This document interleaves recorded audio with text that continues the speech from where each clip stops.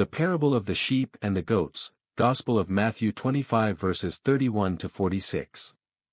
This parable, told by Jesus Christ, is part of his teaching about the Last Judgment and the Kingdom of Heaven. Here is its core content and meaning. The parable's narrative. The scene of judgment. Jesus describes how the Son of Man, the Messiah, will come in glory and separate the nations as a shepherd divides sheep from goats.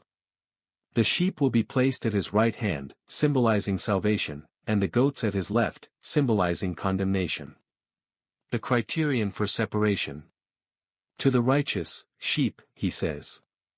For I was hungry, and you gave me food, I was thirsty, and you gave me drink. I was a stranger, and you welcomed me. Their acts of mercy, feeding the hungry, caring for the sick, visiting prisoners, are acknowledged as service to Christ himself. To the condemned, goats, he says. For I was hungry, and you gave me no food. Their indifference to those in need becomes the basis for punishment. Eternal destiny. The righteous inherit the kingdom prepared for you from the foundation of the world. The condemned depart into the eternal fire prepared for the devil and his angels. Symbolism and interpretation. Sheep and goats. In biblical context, sheep symbolize obedience, gentleness, and righteousness, while goats often represent stubbornness and sin. However, the focus is not on the animal's nature but on human actions. The parable's message.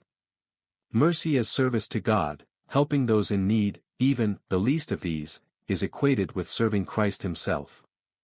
This underscores that faith without works is dead, James 2 verse 17. Social justice. The parable calls for active love, especially toward marginalized groups, the poor, prisoners, immigrants. The surprise of judgment. Neither the righteous nor the condemned realized their actions, or inaction, affected Christ directly. This highlights the importance of sincerity in acts of mercy. Theological significance. Salvation through loving deeds. While Christianity teaches salvation through faith, this parable reminds believers that genuine faith is demonstrated through action. See also Matt 7:21. The universality of Christ's ethics. Caring for others is not optional charity, but a divine obligation. Modern application. The parable challenges believers to engage in social ministries, charity, advocacy for the oppressed. Recognize Christ's image in every person, even those deemed unimportant.